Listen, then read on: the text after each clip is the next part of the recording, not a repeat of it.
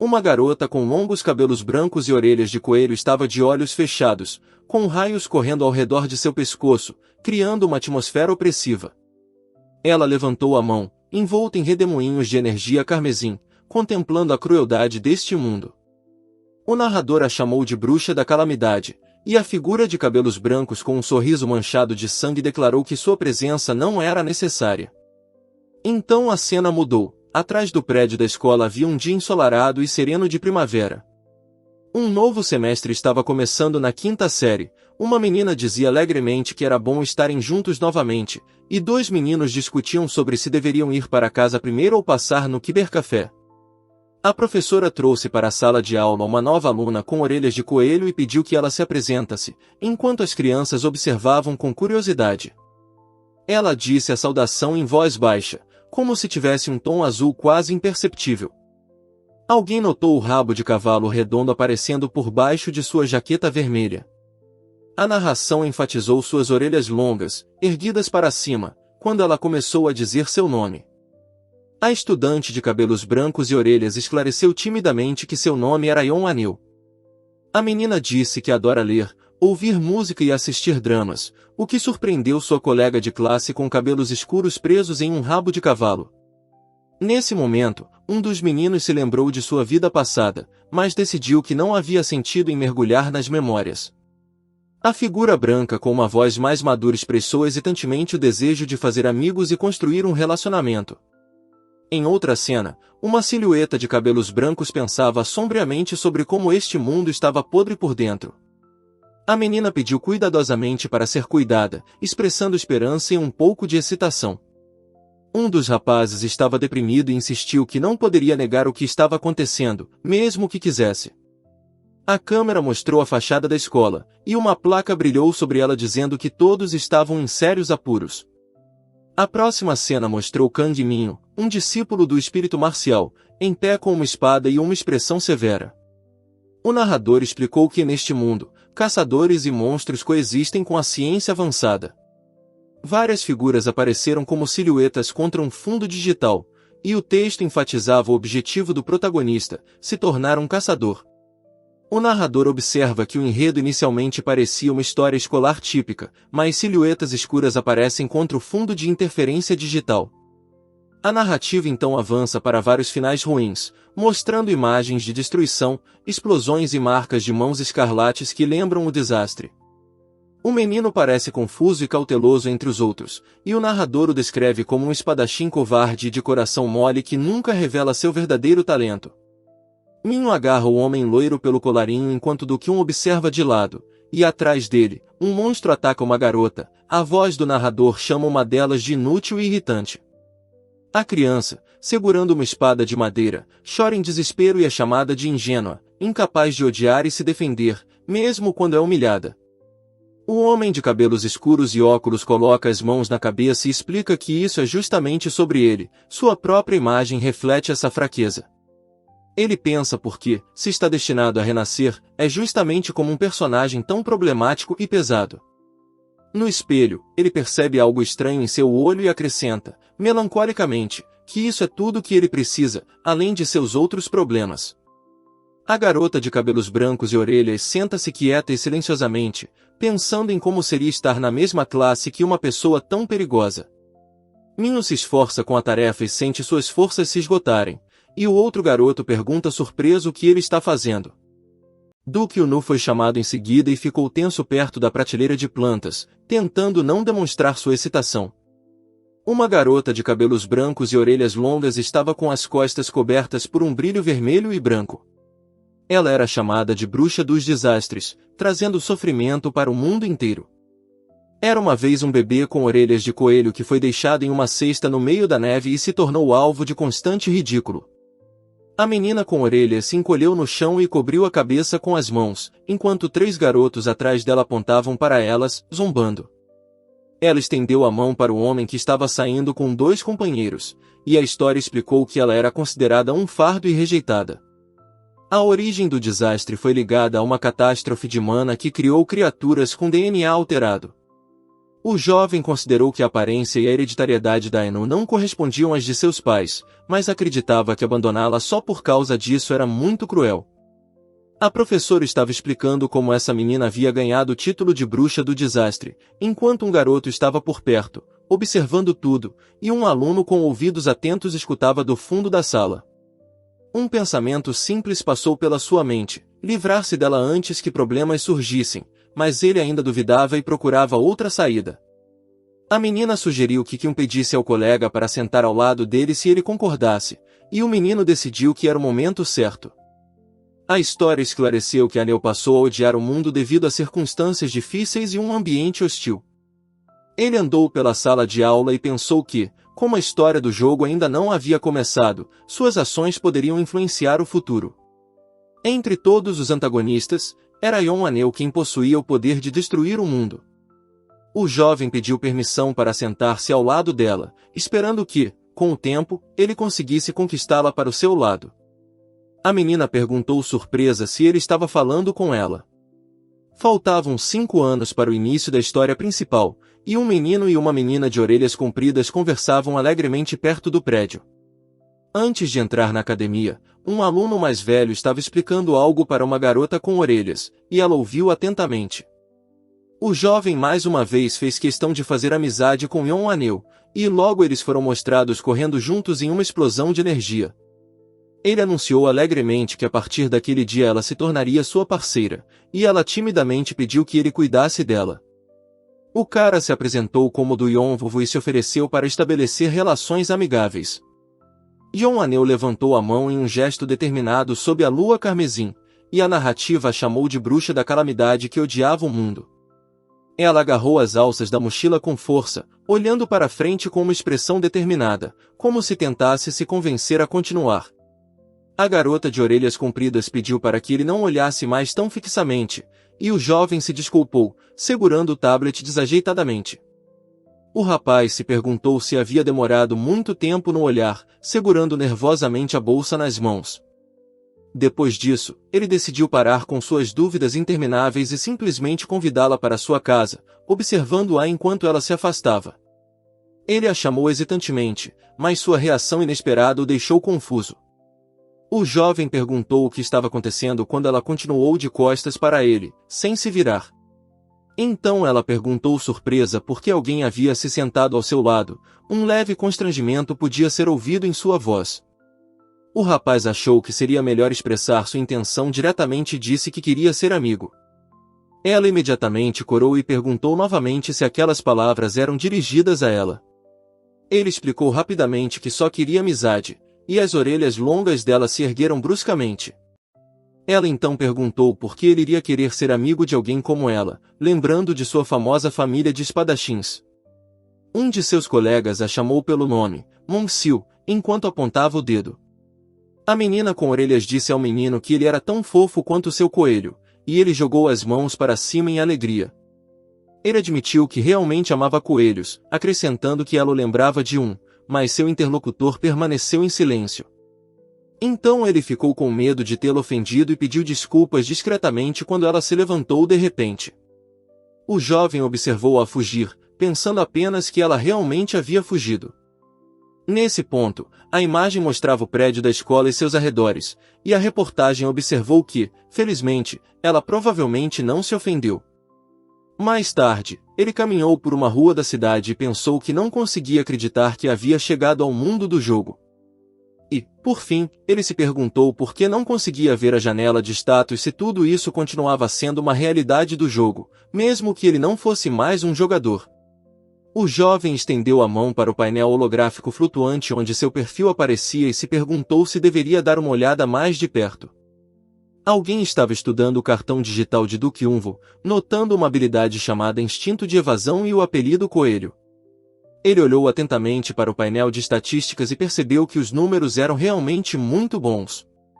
O garoto se perguntou por que era constantemente provocado por essa habilidade, enquanto os três o cercavam, intimidando-o de forma ostensiva. Depois disso, ele estendeu a mão para a frente, pensando que esta era uma oportunidade de recomeçar e construir uma vida decente. O jovem estava sozinho em uma placa de trânsito em um campo nevado, pensando que agora tudo estava incomparavelmente melhor do que antes. Ele entrou na casa, tirou os sapatos na entrada e disse baixinho que estava de volta.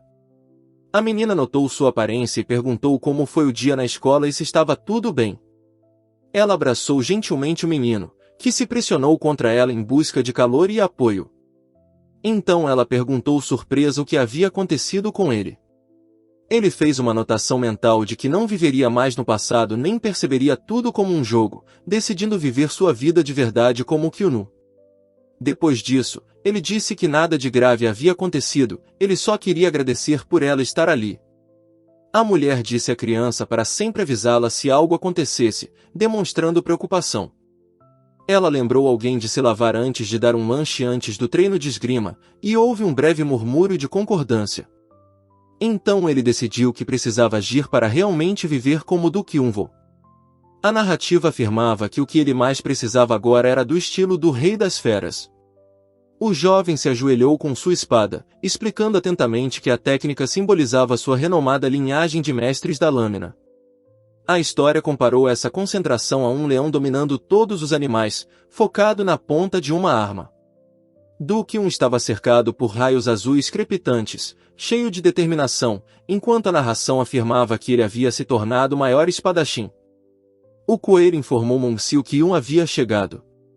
O jovem afundou no chão e olhou para o coelho branco brilhante sentado na gaiola. Ele percebeu que o pequeno animal realmente se parecia com ela, e a imagem de uma menina com cabelos brancos e orelhas de coelho imediatamente surgiu em sua imaginação.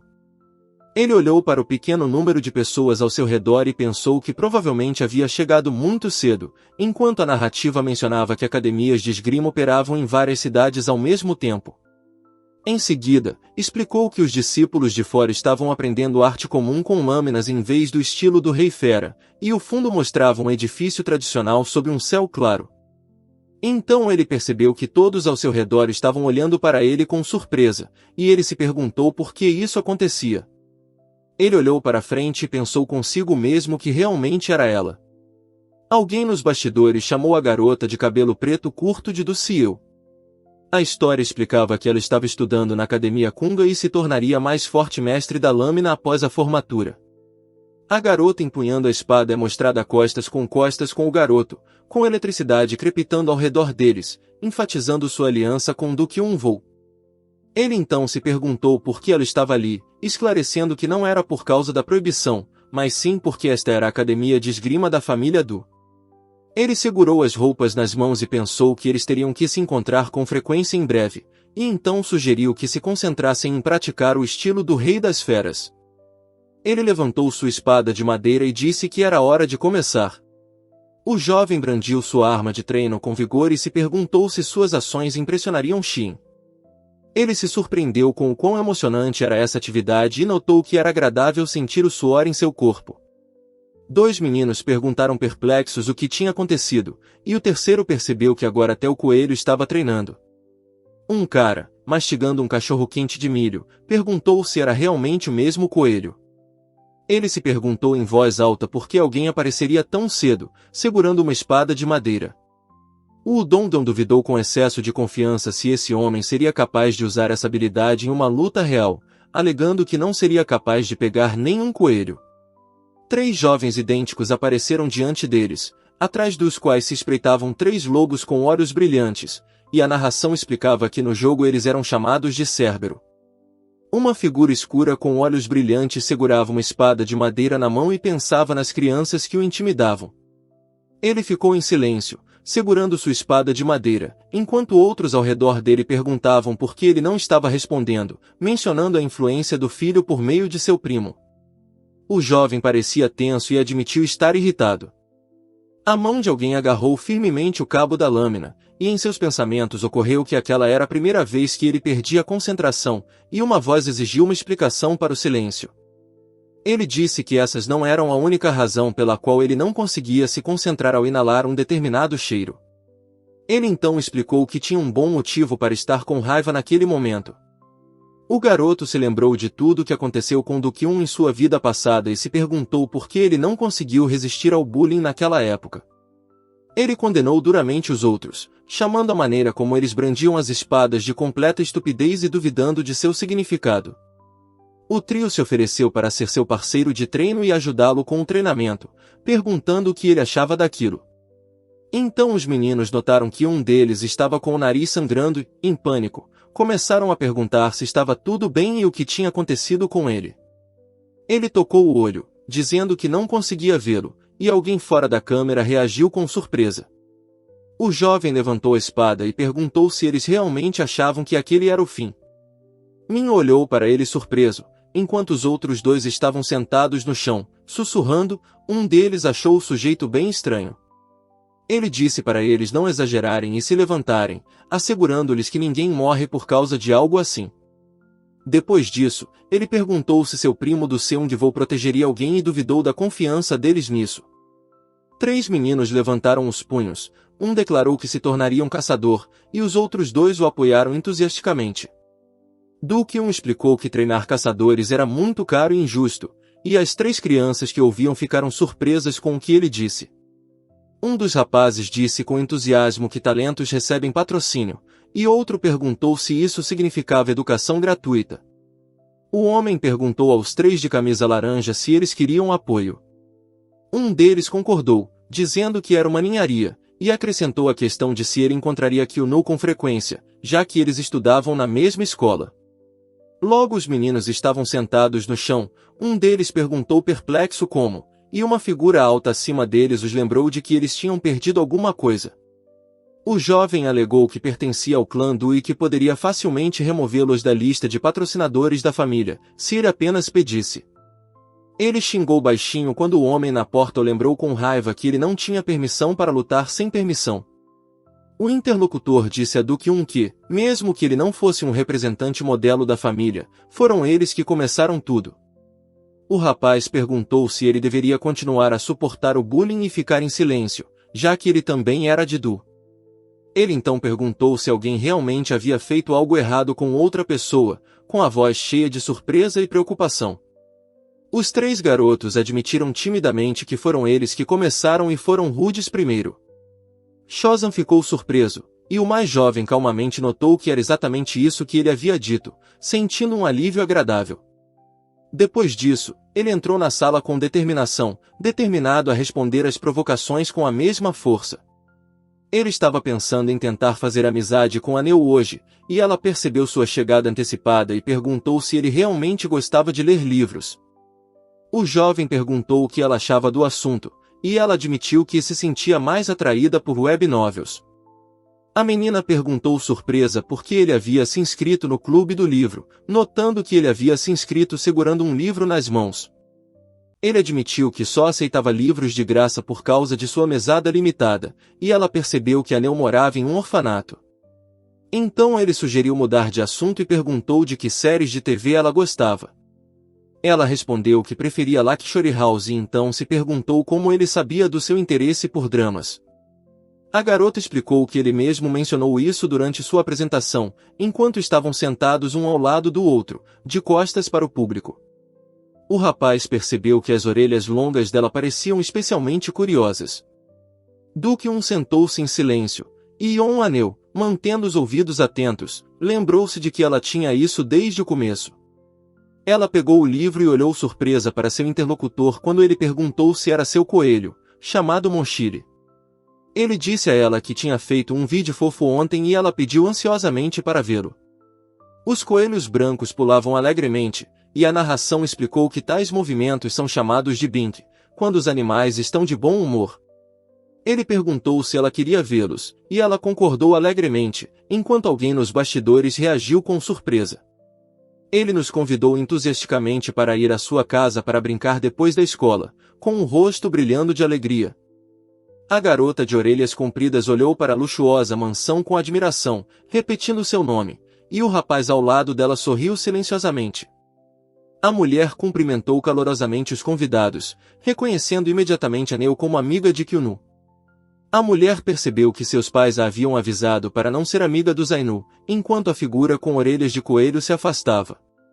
A menina segurava firmemente a mão da mãe, e o homem estava por perto, O dono dos cabelos brancos e olhos escarlates achava que fazer amizade com qualquer pessoa era perigoso. A anfitriã comentou alegremente que esta era a primeira vez que Kyunwoo trazia alguém e desejou a Neo uma boa estadia. Ele alegremente os incentivou a entrar rapidamente, estendendo a mão em convite.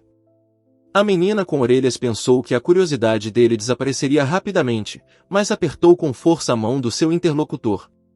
A mulher notou que alguém estava retornando e comentou que eles ficariam mais tempo do que o normal hoje. Ele perguntou por que eu estava deitada no chão, e ela exigiu em voz alta ver sua irmã coelha. A menina explicou que sua amiga tinha vindo hoje, mas eu não estava em casa, e por isso ela estava com raiva. O homem disse entusiasticamente ao menino que há muito tempo queria brincar com ele, e agora era possível, porque ele já estava na 5ª série. Park Ji-sung explicou que queria verificar seu progresso e adicionar algo mais ao Do-kyun. Ele cobriu a boca com a mão e declarou que queria se testar em uma luta real.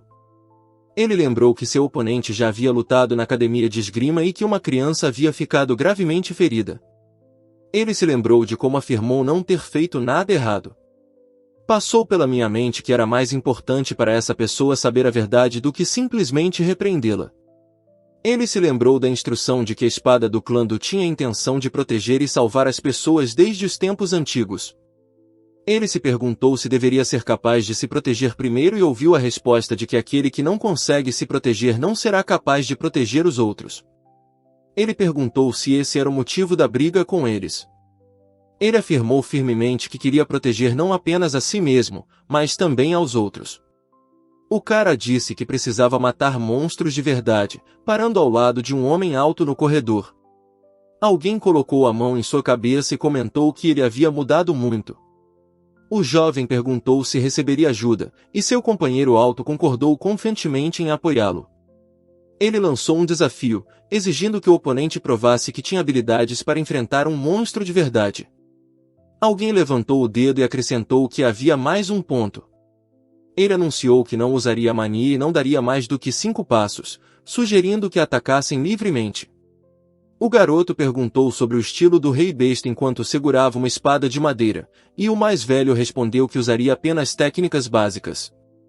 Ele se lembrou das condições que haviam sido acordadas anteriormente e agarrou o punho da espada com mais força, cheio de determinação. O homem sorriu calorosamente e o incentivou. Ele afirmou com segurança que o plano não funcionaria, e seu interlocutor reagiu com surpresa. Ele disse com um sorriso presunçoso que iria usar alguma coisa. Ele admitiu que deixou o menino bater nele, mas se perguntou como o golpe foi tão forte. Ele explicou que fez isso para que outros reconhecessem as habilidades do menino. O homem observou que não acreditava que o filho fosse capaz de bater no próprio pai, e o jovem riu e perguntou se ele havia passado no teste.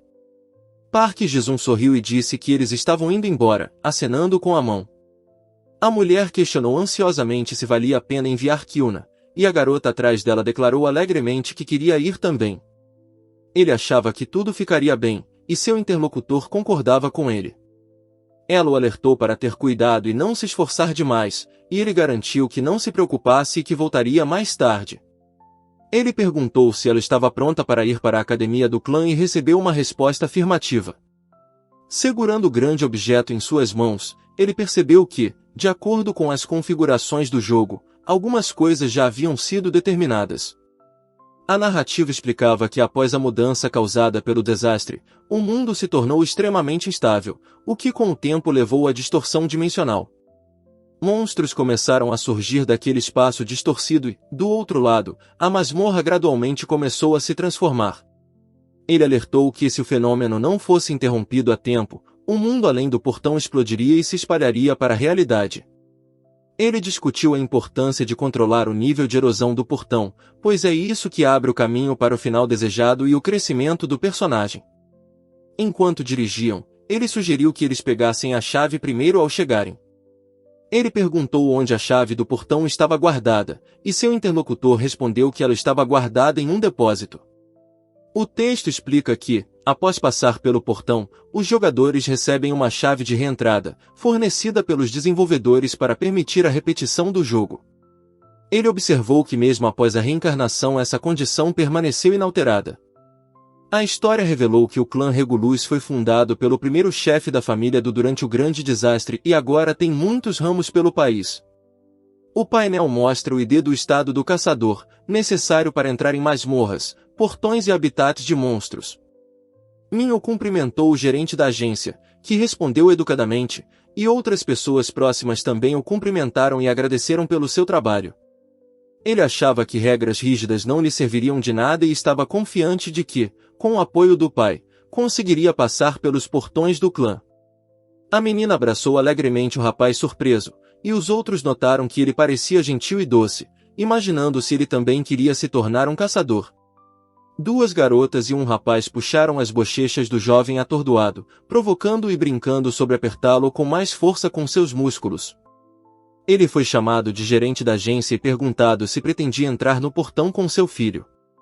A mulher de cabelos castanhos curtos recebeu ordens de prosseguir conforme o planejado e usar o segundo quarto.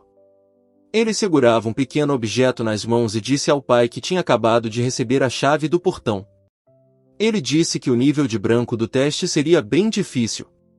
Ele reuniu coragem, concordou brevemente e imediatamente se arrependeu de nunca ter alcançado o nível de cinza com que sonhara. Dois se adiantaram, e um explicou que a chave obtida após limpar a masmorra foi inserida em um mecanismo especial que abriu o portão.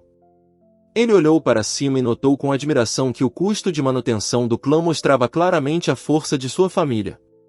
Ele avisou os outros sobre a entrada iminente no portão e esclareceu se todos estavam prontos, lembrando-os de que não haveria saída até que a masmorra estivesse completamente limpa. Ele afirmou firmemente que já havia pensado em tudo cuidadosamente.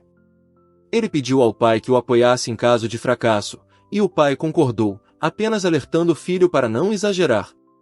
Ele anunciou solenemente o lançamento do portão, ficando ao lado do menino em frente ao portal brilhante. Movendo-se cuidadosamente pela passagem da caverna coberta de cristais cor-de-rosa, ele ajustou a maleta nas costas e deu um passo mais fundo. Do-Kyun imaginou que a simples condição de passar pelo portão de nível branco significava que os goblins apareceriam em breve.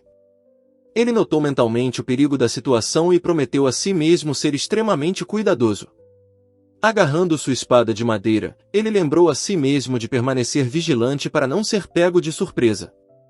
Ao ver seu companheiro se aproximando, ele perguntou se havia conseguido capturar todos os goblins. O grupo de pequenas criaturas se reuniu em um círculo fechado, com os olhares tensos, e alguém próximo confirmou que elas estavam ali. Ele contou 15 criaturas e notou que o número e as condições da limpeza correspondiam perfeitamente. Erguendo a espada de madeira, o menino declarou sua prontidão ao pai, que estava ao lado dele com um olhar confiante. Alguém alertou que, embora o Goblin seja considerado o mais fraco dos inimigos, ele não deve ser subestimado e é preciso estar em guarda. Ele concordou, notando a natureza feroz deles, e se preparou para atacar a criatura verde que escalava a rocha. Ele lembrou que tinha conhecimento não apenas de jogos, mas também da família Divine Sword, familiarizado com a natureza dos monstros. A criatura parecida com um Goblin decidiu que tinha apenas uma chance de sobreviver, lutar.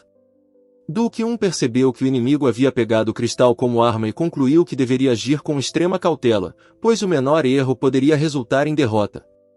Ele decide dar tudo de si, porque esta é uma luta de verdade, segurando sua arma com força e concentrando toda a sua vontade.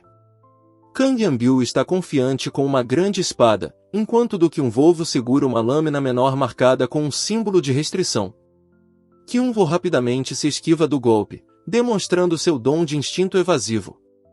Ele reflete que essa é sua força e fraqueza, pois à primeira vista a habilidade parece útil. O oponente amarrado declara que se permitirá escapar novamente. Duas criaturas parecidas com goblins com facas estão entre cristais rosas brilhantes, e a narração explica que o instinto evasivo é um movimento subconsciente que ajuda a evitar um golpe fatal. Do-Kyun-Vo levanta sua espada, preparando-se para atacar, mas um aviso pisca, indicando que ele está automaticamente evitando o ataque do inimigo à sua frente.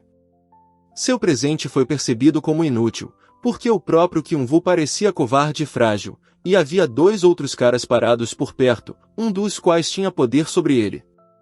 Várias silhuetas aparecem contra um fundo digital, uma das quais está marcada com um símbolo de proibição, e uma legenda explica que existem exceções para situações que não podem ser evitadas. Kyunwoo ignora os comandos do jogador, causando irritação, pois ele teimosamente se recusa a atacar, apesar das ordens repetidas. Ele cai de joelhos em meio ao sangue, pedindo perdão e se culpando por apenas atrapalhar. Ele declara em voz alta que não será mais protegido e que pretende lutar sozinho. A lâmina está pronta em suas mãos, e a narrativa observa que personagens que despertam tarde se tornam grandes fontes de moral para o grupo. Do Kyunwoo ataca o inimigo, pensando que desenvolver suas habilidades tornará os estágios finais da jornada mais fáceis, mas isso ainda está muito longe. Ajoelhado, Do Kyun decide que não pode simplesmente esperar enquanto o monstro parecido com um goblin se aproxima dele na caverna rosa brilhante.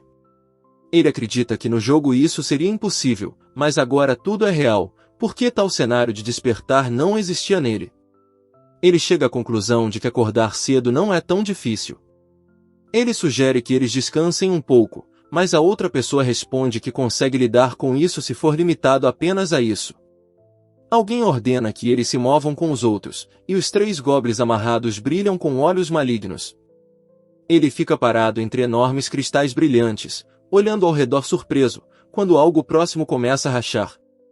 Ele se pergunta se isso é um truque, pensa nos 2 oponentes acima dele e se pergunta onde estão os outros 2.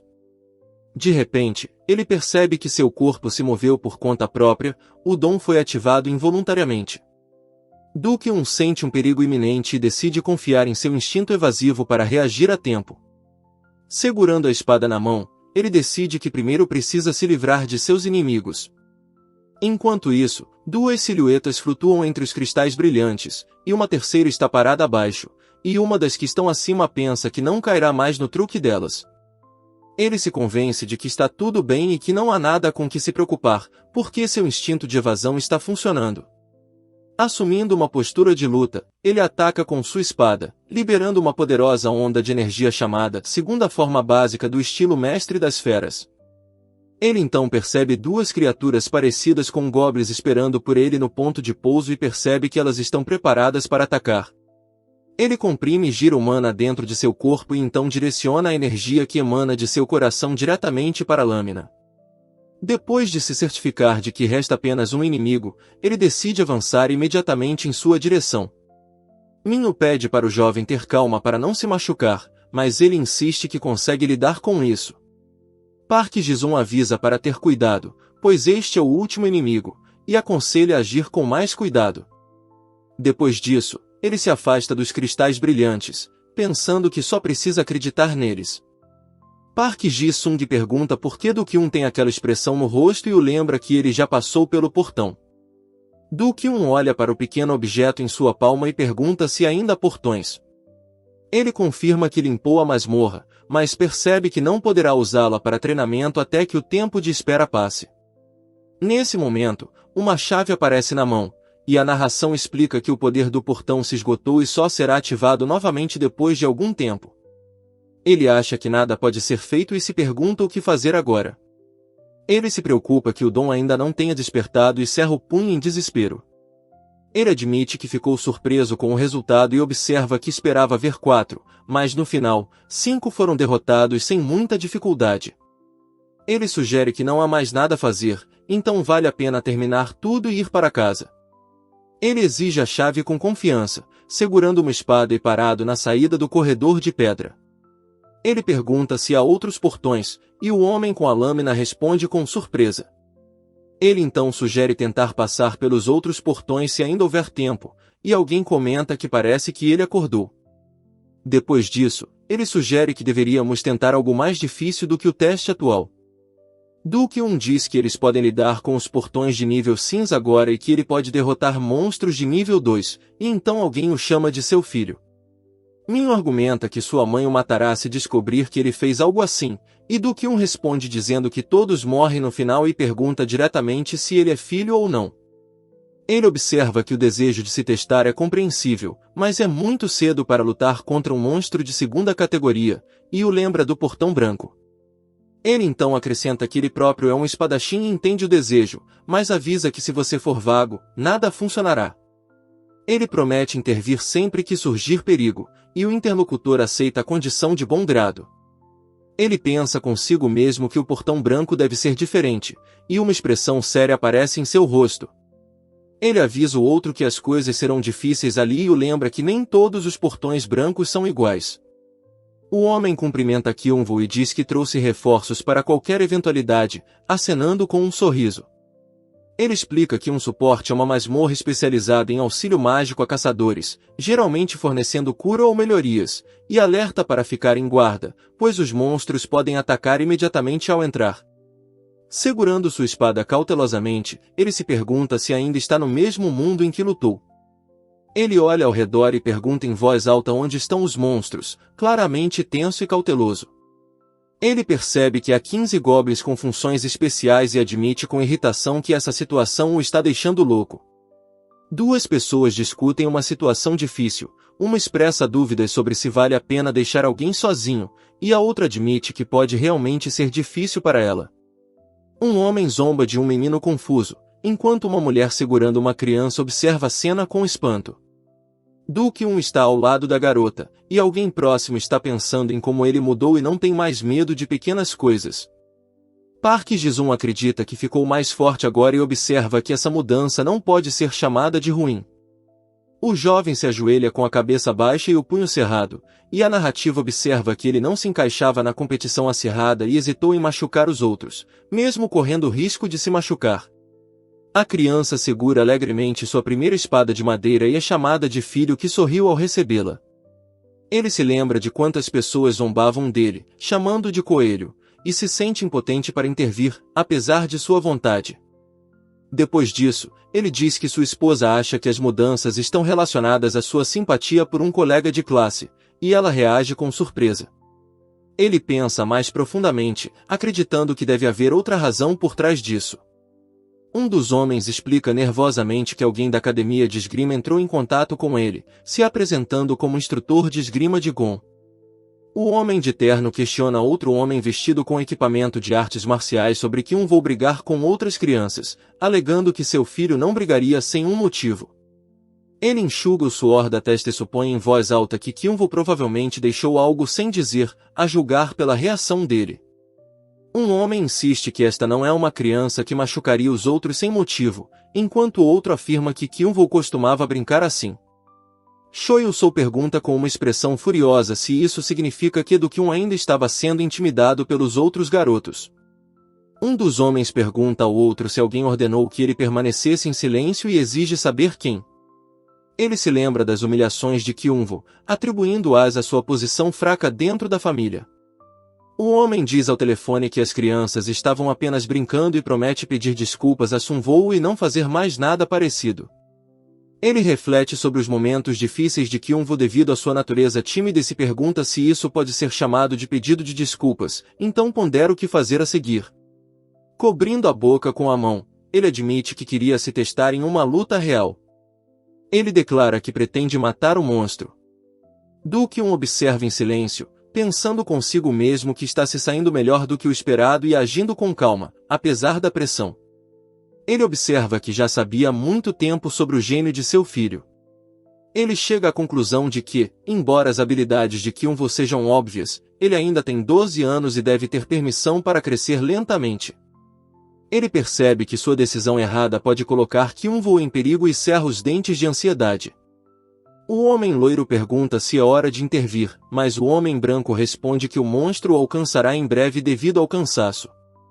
Ele acha que Kyunwoo pode ficar desapontado, mas reconhece seu progresso significativo para sua idade e decide apoiá-lo. Depois disso, Min ordena que Yongu prepare um campo de proteção, lembrando de que ele pode ser necessário a qualquer momento. Ele explica o plano de ataque ao Goblin, afirmando que matará o mago primeiro, enquanto os outros devem cobrir Kyunwoo e evitar o atirador. Com uma espada de madeira na mão, ele se move tenso, encontrando o fluxo de criaturas entre os cristais brilhantes. Do-kyun avança, cercado por inimigos, pensando que suas ações coordenadas não deixam chance de ataque, e entende que se ele apenas fugir, continuará sendo um coelho covarde. Ele se prepara para atacar com a lâmina de madeira, acreditando que o primeiro movimento do estilo do Rei das Feras deve funcionar. Seu olho é mostrado de perto, refletindo a figura, e a narrativa se refere ao seu dom como um instinto de evasão. De repente, uma energia brilhante rompe de sua mão, e ele se desespera ao pensar que está perdendo o controle de seu corpo. Ele ataca o monstro verde e pensa que a morte desvalorizará todos os esforços e a retirada se tornará uma fuga para a paz. Seu corpo está dividido entre a vontade e o instinto, e ele teme ser dividido em dois. Ele afirma ser capaz de resistir ao instinto de evasão ao ficar com sua espada sobre uma criatura caída. Ele congela de medo, agarrando sua arma, enquanto criaturas monstruosas com dentes afiados sorriem para ele. Ao lado, alguém admite calmamente que não percebeu nada enquanto continuava caminhando. Ele sente que qualquer erro levará à morte real, pressionando a mão contra o lado sangrando. A ideia de escapar pulsa em sua cabeça, mas ele não sabe exatamente para onde ir. Ele pensa que talvez esse seja o preço por resistir ao seu próprio dom, com os olhos arregalados e o suor cobrindo seu rosto. Agarrando a palma da mão ensanguentada, ele admite mentalmente que preferiria não saber do seu passado se soubesse como tudo terminaria. Ele se pergunta se há alguma diferença entre suas antigas lutas e as atuais, mas diz que ainda se considera abençoado com uma vida boa. Ele se autodenomina um espadachim divino do clã Du e um camarada de Kang Angeol, e atrás dele está outra pessoa em silêncio. Ele olha para si mesmo com descrença e se pergunta se aquela silhueta curvada realmente lhe pertence. Du Kyun treme de medo e agarra a lâmina de madeira em suas mãos com lágrimas nos olhos. Ele fica de pé, segurando o microfone, pensando sobre a raiva, percebendo que as memórias de sua vida passada não foram em vão. Depois disso, ele se lembra de sua existência anterior e acredita que, sem ela, provavelmente teria vivido ocioso e sem rumo com tal rosto. Ele pressiona os dedos no punho da espada, sua mão ferida sangrando, e ele pensa que não quer mais levar uma vida assim. Ele cerra o punho e reflete sobre como se esforçou ao máximo para superar a fraqueza e se tornar mais forte. Então ele se pergunta como pôde esquecer sua própria convicção e recuar como um covarde. Ele percebe que seu corpo agora pode se mover livremente. Com um rápido ataque, ele derruba duas criaturas parecidas com goblins de uma só vez. Ele cruza os braços e se pergunta o que exatamente aconteceu. Ninho comenta que seu filho está bem, enquanto outro homem se pergunta como ele luta tão bem, lembrando da barreira protetora desnecessária contra o mago Goblin. Enquanto dois garotos se chocam furiosamente com lâminas brilhantes, a narrativa pondera se um despertar ocorreu depois que a crise foi superada. Ele reflete sobre como o despertar só pode ser alcançado transcendendo limites e estando determinado a mudar. Então uma pessoa admira a determinação insana de Kyunvo, enquanto outro chama em alarme. Ele observa a grandeza do estilo divino do clã Du e pergunta se este é o lendário Trovão Azul. Ele se pergunta como é possível se tornar tão forte em tão pouco tempo, mesmo sendo um gênio. Ele se pergunta se realmente despertou, e o outro, atônito, pergunta o que ele quer dizer. Deitado no chão, ele percebe uma notificação sobre o aumento de suas estatísticas e pensa que elas deveriam ter aumentado durante a luta com os goblins, não agora. Ele fica deitado ali e pensa que os dados podem ser transferidos para a próxima jogada, mas agora é impossível, porque ele não está mais no jogo. No final, ele se pergunta o que fazer em seguida e decide ganhar o máximo de experiência possível para ganhar força. Ele pergunta se o menino está vivo e ele responde chamando-o de pai. O jovem admite que se esforçou demais e diz que não consegue se mover. Ele observa que tal reação era previsível após tal movimento, mas ainda ficou chocado quando o Trovão Azul se manifestou e se perguntou se essa criança era mais jovem a causar isso. A narrativa explica um fenômeno que ocorre ao usar a técnica característica da espada divina, o estilo Rei Besta, onde o atrito do mana com a atmosfera produz uma descarga azul. Depois, Park Ji-sung explica que de repente sentiu algo dentro dele explodir, referindo-se ao Blue Thunder, mas admite que não tem certeza se consegue repetir ou mesmo se lembrar de como isso aconteceu. Ele olha para trás com um leve sorriso e o elogia, dizendo que ele se saiu bem.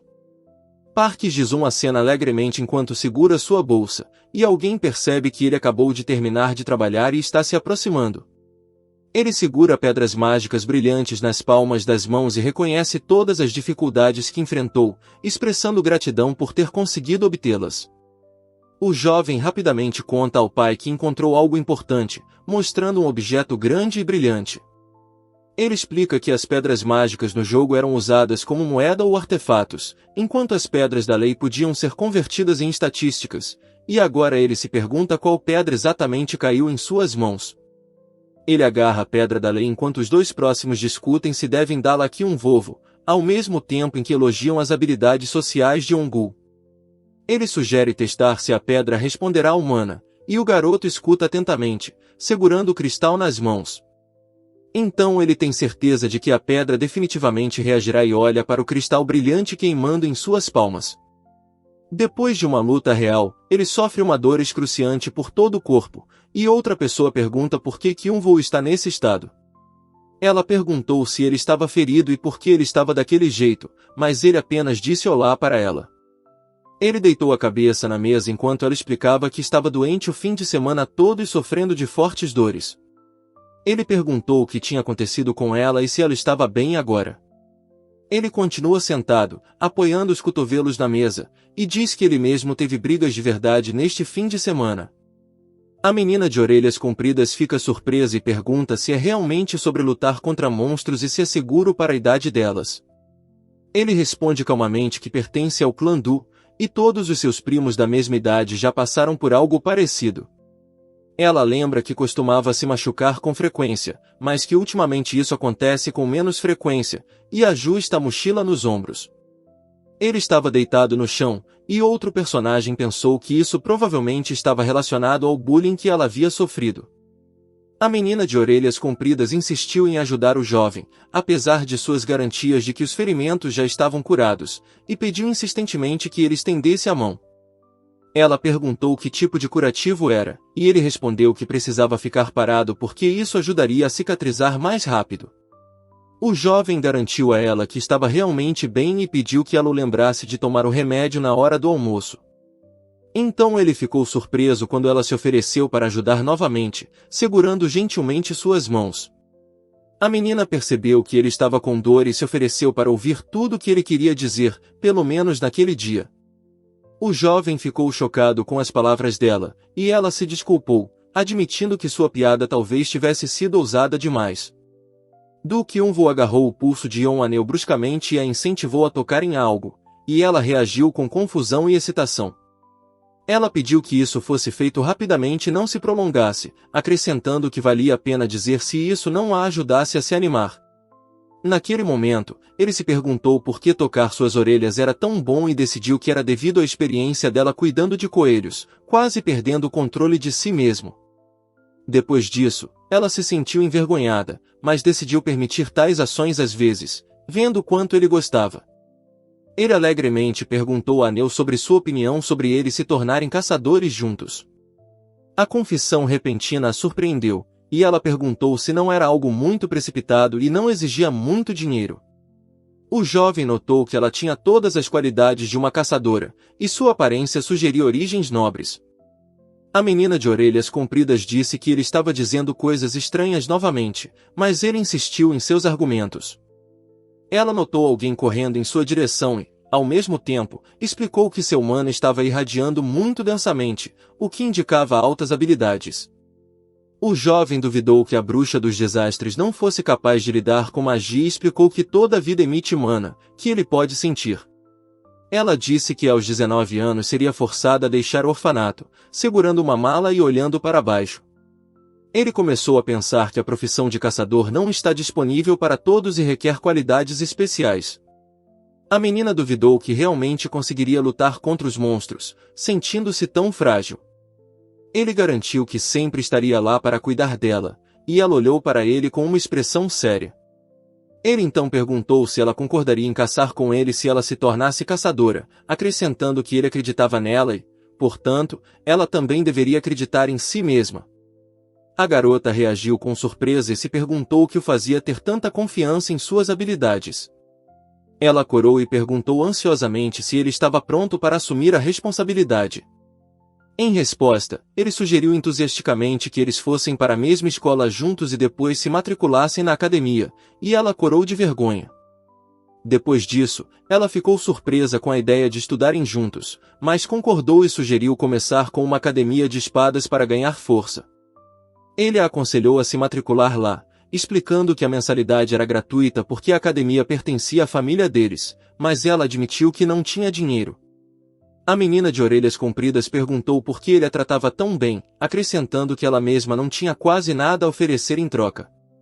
Ele disse que esperava tirar proveito do sucesso dela um dia, e ela corou e olhou para ele surpresa. Então ele esclareceu que se ela se tornasse uma caçadora famosa, ele também seria capaz de ganhar algo com isso, e não havia outro significado para isso. Ela riu baixinho, sem entender o que estava acontecendo, e sua reação foi uma mistura de leve diversão e descrença. A garota com orelhas de coelho perguntou se ela aprenderia esgrima, e o garoto de cabelos pretos respondeu que ela deveria se concentrar no treinamento físico. Ele a elogiou, notando que ela claramente tinha aptidão para isso. Ele prometeu a Neu que ela conseguiria lidar com isso, falando com particular sinceridade, e ela olhou para ele calmamente em resposta. A menina com orelhas de coelho notou que o treinamento continuou sem interrupção. Depois da escola, eles praticavam o básico da esgrima com ela, usando cordas de pular para praticar.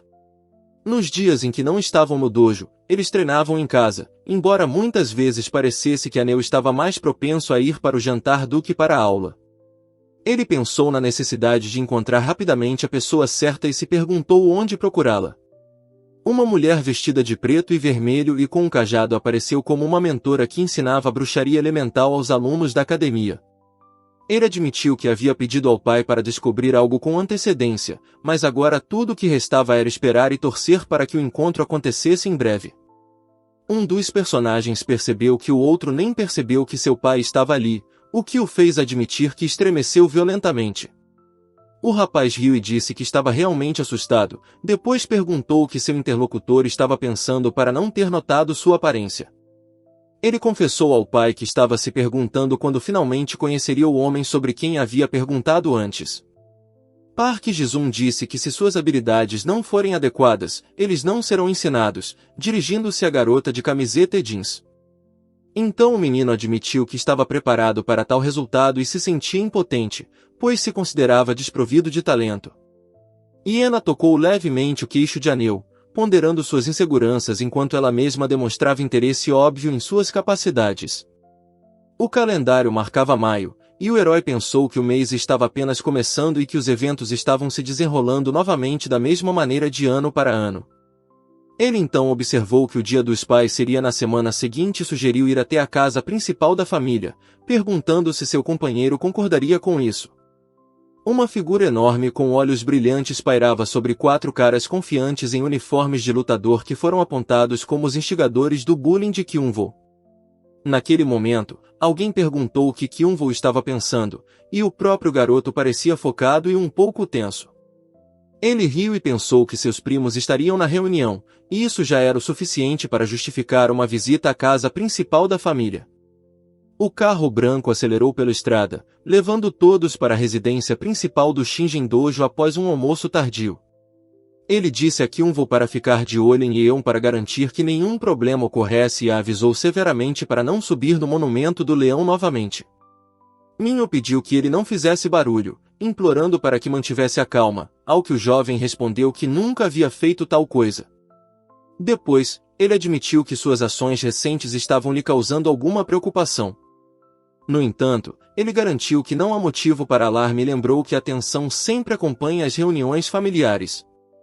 Um homem e uma mulher estavam protegendo 2 crianças enquanto muitas mãos apontavam acusadoramente para elas e uma narração explicava que os pais ficavam especialmente cautelosos nessas reuniões. O jovem pensou que desta vez tudo seria parecido, mas mesmo assim, ele teve que ir até a casa principal da família. Ele decidiu que não deixaria o instinto de evasão controlá-lo e percebeu a necessidade de uma habilidade que o ajudasse a controlar o domingo. Uma criatura assustadora apareceu diante deles, emitindo uma aura poderosa e opressiva, projetada para incutir medo e suprimir a vontade. Ele se ajoelhou, segurando a espada brilhante, coberto de suor, refletiu sobre coragem e foco elevado em momentos de perigo. O garoto pensou que precisava dominar a combinação perfeita que unisse sua evasão e controle de instinto, adequada para lutar contra Dugonvou, enquanto o oponente se preparava para atacar com sua lâmina.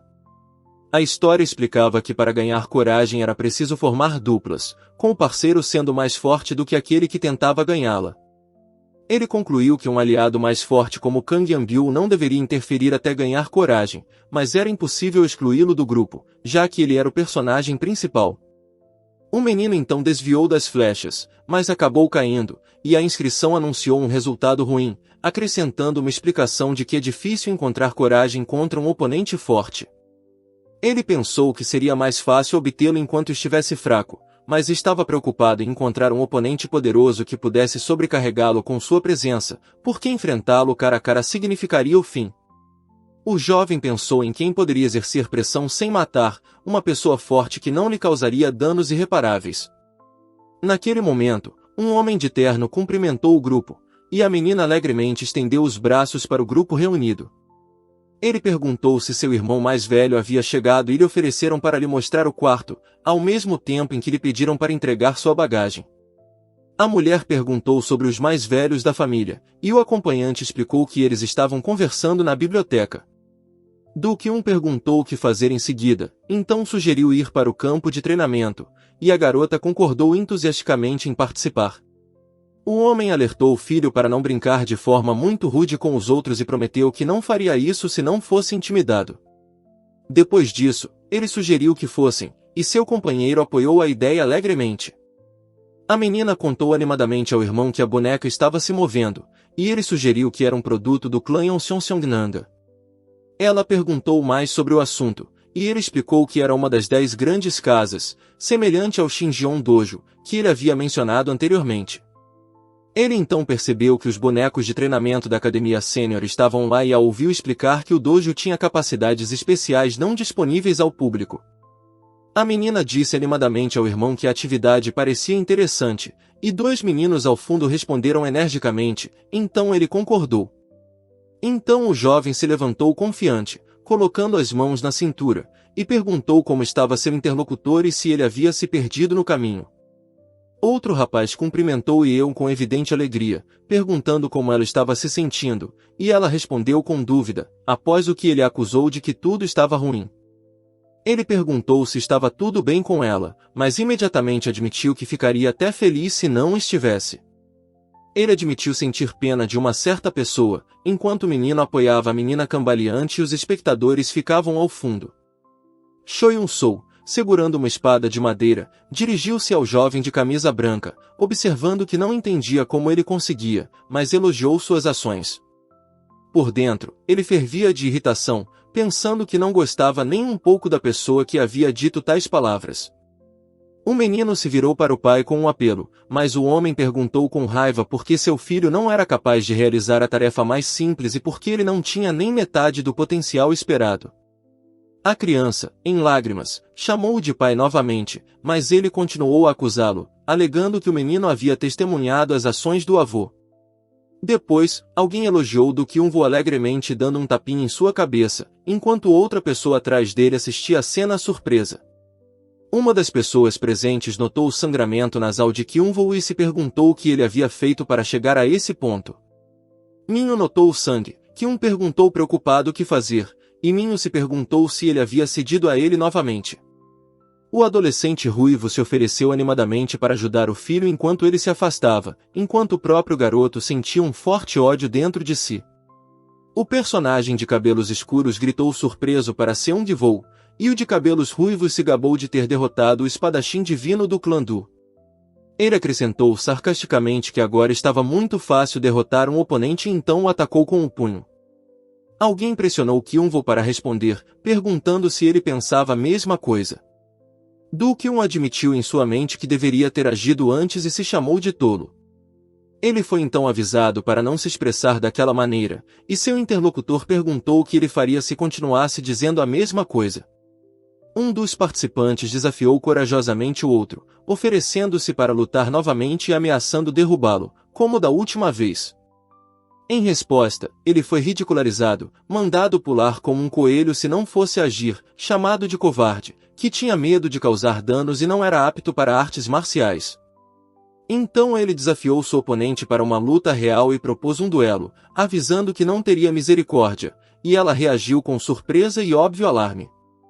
Enquanto isso, alguém duvidou que ela concordasse, percebendo que ela já estava tremendo, e sugeriu que fosse direto ao assunto. A mulher reclamou descontente do cheiro de tabaco, e um homem próximo perguntou sobre o estado de Xi. Depois disso, foi perguntado se a própria ideia de reuniões familiares lhe causava repulsa. Ela refletiu que o desprezo por ela como plebeia não surgiu da noite para o dia, mencionando os rumores sobre seu casamento. Ela observou que não se importava, desde que a família não se machucasse, e ele ouviu atentamente. Ele agradeceu-as e com uma expressão suave. Ele então comentou que agora não deveria haver mais cheiro de tabaco, e ela agradeceu alegremente. Naquele momento, ele reconheceu o homem e exclamou que era Sancho. Du Beon-jong os cumprimentou, mencionando que este era o primeiro encontro deles desde o incidente com Kyun-woo, enquanto os outros dois ouviam atentamente. O homem de terno disse que queria conversar pessoalmente, não por telefone, e perguntou sobre o estado de saúde de Kyun-woo. O homem ruivo perguntou confiantemente se seria um problema sério se Kyun-woo se machucasse por causa de seu voo. A mulher perguntou preocupada ao seu companheiro se Kyun-woo estava sendo intimidado, e ele perguntou exatamente o que ela queria dizer. Ele pediu a Seung que lhe dissesse para falar diretamente com Kyun-woo e não interferir, enfatizando que as crianças deveriam resolver o conflito sozinhas. O homem ruivo perguntou se seu interlocutor tinha certeza de que ele recusaria sua ajuda e se ele realmente conseguiria lidar com a situação sozinho, e as duas pessoas ao fundo reagiram com surpresa. Os dois rapidamente informaram aos outros que Seung-woo e Kyun-woo estavam brigando, causando surpresa. Alguém riu e disse que foi exatamente isso que aconteceu. Park Ji-sung observou que era melhor deixá-los descobrir sozinhos, já que Do-kyun precisava salvar a reputação como membro da família. Um deles sugeriu que se apressassem e assistissem à luta, acrescentando que não poderiam permitir que nenhum mal acontecesse ao querido Kyun-woo. Ele se perguntou se algo ruim estava acontecendo com Kyun-woo e perguntou se a outra pessoa achava que ele era fraco. Ele ordenou que esperassem no campo de treinamento e os aconselhou a não se entregarem às emoções por causa de uma briga infantil. Ele suspirou e decidiu que essa era uma boa chance e expressou sua esperança de que Kyun-woo seria capaz de derrotar Seung-woo. O homem de terno reagiu nervosamente quando a mulher de vestido branco cruzou os braços, e o narrador se perguntou se Seung-woo ainda estava intimidando Kyun-woo. Ela admitiu que nunca tinha ouvido falar disso antes, mas insistiu que ele deveria saber os detalhes e perguntou por que ele não havia lhe contado antes. O homem perguntou ansiosamente o que havia acontecido com as crianças, e a mulher respondeu que elas ainda estavam brigando. Ele antecipou o uso da técnica e reagiu com a velocidade da luz, chamando seu oponente de coelho. Em seguida, o edifício principal da casa ancestral, o Dojo Shinjin, é mostrado, cercado por árvores e um lago com motos floridos.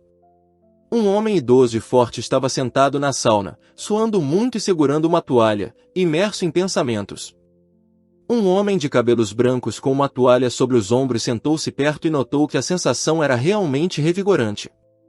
Nesse momento, outro homem musculoso com uma toalha na cabeça foi informado de que o banquete começaria em breve e recebeu ajuda para se preparar. O homem encapuzado então comentou que fazia muito tempo que todos não se reuniam e perguntou se algo alarmante havia acontecido, ao que o homem de terno respondeu que nada significativo havia acontecido, exceto a briga dos dois filhos do mestre. O homem encapuzado perguntou sobre que tipo de briga eles estavam falando, e o outro homem explicou que era sobre o sub-lord do Beon-jong e o chefe de filial Sang-jong, após o que o primeiro começou a duvidar de Sang-jong. O homem da toalha então explicou que o problema dizia respeito aos seus netos, e os outros perguntaram se estava relacionado ao bullying, mencionando a reação de Sang-jong. O homem ruivo perguntou o que aconteceu e ouviu que Seung-woo e Gon-woo começaram a lutar, o que permitiu que os jovens herdeiros resolvessem suas diferenças. Depois, o homem barbudo comentou que Sang-won provavelmente se encontrava em uma posição incômoda novamente, enquanto o homem de terno explicou que foi o mestre Gong-gu quem sugeriu o duelo primeiro. Nesse momento, O menino com orelhas de coelho estava sentado no ombro de um homem musculoso, que se perguntou se uma criança tão tímida e frágil havia começado aquilo sozinha. Um dos interlocutores confirmou que o mestre Gonvu corajosamente se ofereceu para lutar contra o mestre Seunvu, e outro perguntou se eles teriam tempo para ver se eles partiriam agora. Ele observou que muito tempo havia passado e que o evento poderia ter acabado se eles se mudassem para lá, mas, segurando a camisa, admitiu que conseguia adivinhar o resultado, mas ainda estava preocupado. Um dos personagens então se perguntou o que Gonvu estava pensando quando desafiou seu Iva para um duelo. Um homem idoso, de cabelos grisalhos e barba disse que iria verificar tudo imediatamente e ordenou que suas coisas fossem preparadas. Naquele momento, Duque Yunvu estava deitado no chão, e uma notificação apareceu informando que a habilidade Controle do Instinto havia aumentado de nível de 1 para 2. Ele fez uma anotação mental de que não pretendia terminar tão rápido e se perguntou se deveria pedir outra rodada quando seu oponente recuperasse o juízo. Ele se lembrou de quantas vezes esse homem o irritou e franziu a testa. Por fim, os dois garotos ficaram costas com costas, lembrando-se de como eram constantemente comparados no dojo Shinjion, apesar dos esforços para manter um bom relacionamento como primos. O garoto sentiu que Seunvu realmente o odiava, agarrando o coelho de pelúcia em seus braços enquanto mãos ameaçadoras o envolviam. O narrador relembrou como Kang Yanbiu o salvou ao derrotar do Seunvu e então o convidou para se tornar um aliado. Deitado de bruços no chão, ele pensou que sem Seunvu, ele nunca teria se tornado amigo de Kang Yanbiu. Ele cerrou o punho e declarou que não toleraria mais isso, porque o enredo do antigo jogo havia mudado, o que significava que ele próprio mudaria também. Então o personagem de cabelo castanho curto deitou-se de bruços com um pedaço de madeira pressionando suas costas, e a voz de alguém avisou que ainda não havia acabado. Ele disse ao outro para parar de fingir estar morto, porque o acerto de contas com o passado estava apenas começando. Ele agarrou abruptamente seu oponente pela camisa, exigindo que ele se levantasse e perguntando se ele podia ouvir suas palavras. De repente, ele percebeu com alarme que o menino estava molhado, e isso o deixou inquieto. Enquanto isso, o homem de terno branco riu e declarou que a luta poderia ser considerada encerrada, elogiando Seunvu e aconselhando Gonvu a não pensar muito na derrota. Minho, furioso, agarrou Dukyun pelo colarinho, exigindo saber o que ele tinha feito para deixar seu filho naquele estado. Um dos homens gritou, perguntando o que ele estava fazendo com a criança, enquanto uma mulher próxima observava alarmada. Os dois homens começaram a discutir acaloradamente, um acusando o outro de se recusar a intervir na briga, independentemente do resultado. Ele ficou indignado, perguntando se ser seu irmão significava que ele poderia fazer o que quisesse, insistindo que a luta tinha sido justa. Ele reagiu com irritação às acusações de parcialidade e questionou o desrespeito demonstrado ao seu irmão, após o que suspirou cansado e notou o caos que reinava ao seu redor. Ele pensou em intervir antes que a discussão piorasse, enquanto alguém por perto implorava para sua mãe parar a briga. Em resposta, a mulher agarrou o homem pelos cabelos com raiva, acusando-o de se comportar como um gangster por bater na criança depois que a briga terminou. A menina agarrou com raiva a mão do homem e gritou com ele, e ele pensou que sua mãe era incrivelmente assustadora quando estava com raiva.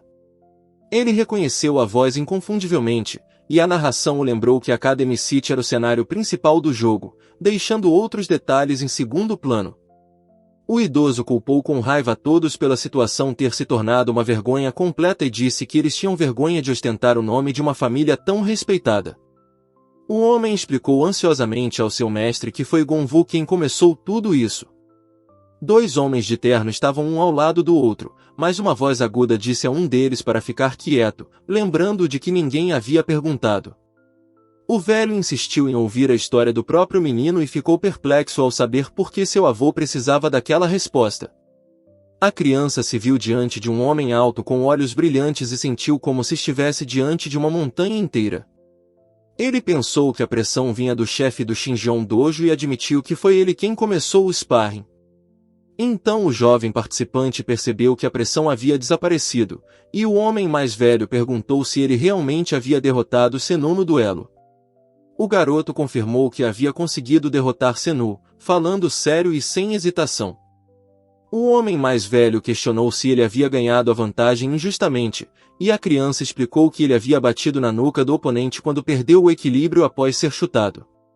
Ele acrescentou que seria melhor perguntar a testemunhas da batalha sobre todos os detalhes, admitindo que sua história poderia estar incompleta, mas pelo menos era honesta. Um dos homens perguntou por que ele tocou em Senu depois que ele perdeu a consciência, e o garoto disse que estava tentando acordá-lo porque ele não estava respondendo de forma alguma. Ele se lembrava de ficar bravo com o bullying constante, mas decidiu guardar essa parte para si. Ele explicou que foi o tapa que causou o golpe, e que atrás dele duas pessoas furiosas olhavam com ódio. O homem e a mulher rapidamente se voltaram para seu mentor, implorando para que ele não acreditasse no que estava sendo dito e ouvisse a versão deles. Alguém sugeriu encerrar a discussão, já que o duelo já havia sido resolvido entre os próprios participantes, mas então uma nova voz interveio. Ele disse que o óbvio precisava ser reconhecido e se perguntou se valeria a pena perguntar ao filho, que estava deitado no chão o tempo todo. O filho foi ordenado a se levantar, afirmando que estava consciente há muito tempo, o que ele confirmou, levantando questões sobre se ele realmente estava inconsciente. Foi pedido ao menino que dissesse honestamente se Gonvu havia usado métodos desonestos, e ele negou firmemente. Ele admitiu que Gonvu o derrotou com razão e observou que não conseguia mentir quando seu avô estava por perto. O homem mais velho se virou para os dois mais novos, lembrando-os de que seu filho havia confirmado tudo, e eles murmuraram desculpas baixinho. Então o velho avisou a todos para não tocarem no assunto novamente, e o povo reunido ficou em silêncio, alguns baixando os olhos, outros paralisados em alarme. Por fim, ele agradeceu a presença de todos, e atrás dele, estava um menino calmamente. Eles se dirigiram para a porta aberta, e alguém gritou alto que eles viriam o mestre no banquete. O homem disse que depois do banquete eles teriam que testar as habilidades um do outro em uma luta experimental. Ele pensou que as palavras do avô ainda estavam em sua mente, mas pelo menos o assunto estava encerrado. A mulher pediu ao filho que falasse por um momento, seu sorriso suave contrastando fortemente com a atmosfera sombria. Alguém lhe perguntou se ele entendia o que tinha feito de errado, e o menino respondeu afirmativamente, chamando-a de mãe. Ela perguntou qual era exatamente o erro, e a criança explicou que ele havia arranjado uma luta de treino com Do Seung-woo, arrastando ela e seu pai para isso. Ela perguntou se ele achava que aquilo era algo errado que ele tinha feito. Ele percebeu um tom frio na voz dela e pensou que sua mãe estava realmente brava. Ele permaneceu em silêncio, sentindo sua própria impotência diante da situação. A menina abraçou o menino com força e pediu desculpas várias vezes, e a narração explicou que às vezes ela recobrava o juízo e começava a chorar. Ele se lembrou de como a apoiava sempre que ela precisava de conforto. Ele admitiu que era tudo culpa dele enquanto ela acariciava suas costas, e ele mesmo sonhou que tudo era diferente. Ele a viu partir e a ouviu prometer que ganharia muito dinheiro e voltaria para buscá-lo um dia. Ele pensou que não importava o quanto tentasse, não conseguiria mantê-la, então fingiu acreditar em suas palavras e silenciosamente desejou que ela cuidasse dele. Ele passou pelos dois homens sem nem olhar ao redor, pensando na vida sem olhar para trás e às vezes se lembrando daquele que o deixou. Ele abaixou a cabeça e pediu perdão, e ela ficou em silêncio diante dele, e ele percebeu que aquele lugar talvez não fosse diferente do passado. Alguém perguntou qual foi o erro e se perguntou como pedir perdão corretamente. Ele se perguntou se sua mãe atual gostaria que ele permitisse que ela o batesse do jeito que fez em sua vida passada, e não pôde deixar de se perguntar se deveria se desculpar por ter nascido. Ele explicou que não havia nada disso, e alguém colocou as mãos em seus ombros e disse que estava chateado apenas porque ele estava escondendo o bullying de Senu. Eles lhe deram um tapinha gentil na cabeça e disseram que devia ter sido muito difícil para ele. Do Kyung-woo abraçou a garota que se desculpou em nome de sua mãe. Naquele momento, ele percebeu claramente o que havia acontecido. Ele refletiu sobre como seu passado era diferente de sua vida atual, perguntando-se por que tinha tido tanto medo antes e lembrando-se de como havia sofrido sozinho, sem contar aos pais. Ele percebeu que nunca imaginou que poderia deixar uma ferida tão profunda em seus corações e cerrou o punho com determinação. Abraçando o travesseiro, ele se desculpou sinceramente e prometeu que não repetiria seu erro novamente. A menina chorou e implorou para a mãe não chorar, e a mãe a acalmou e lhe ofereceu um abraço. Ele prometeu alegremente que protegeria sua mãe, abraçou-a com força e, em resposta, ouviu palavras calorosas chamando de uma criança maravilhosa. Ele declarou alegremente que também queria um abraço, expressando afeição com um sorriso radiante e braços estendidos. Ele a acusou de perdoar o filho com muita facilidade, mas não a ele, e ela respondeu que o perdão só viria quando ele entendesse. Ele perguntou se o amor de Zia estava diminuindo enquanto os outros se divertiam entre si. Ele lembrou a todos que o banquete começaria em breve, ofereceu-se para ajudar nos preparativos e convidou todos a irem ao salão, onde o ouviram atentamente. O homem informou as 3 silhuetas que logo chegaria a hora do banquete e pediu que elas se preparassem. Ela perguntou se ele estava pronto para uma luta de teste, e apenas seus lábios e mãos estavam visíveis no quadro.